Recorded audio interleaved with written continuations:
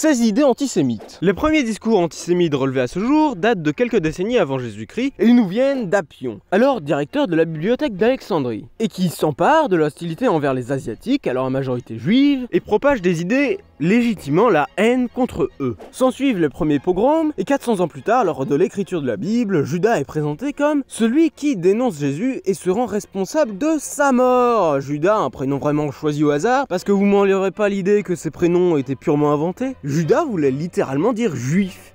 S'ensuit une haine des chrétiens envers les juifs, alors que ce sont les mêmes racines religieuses, et on se retrouve en 1092, époque de la première croisade. Les fanatiques catholiques, dans leur fougue guerrière sur le chemin de Constantinople, avaient besoin de divertissement.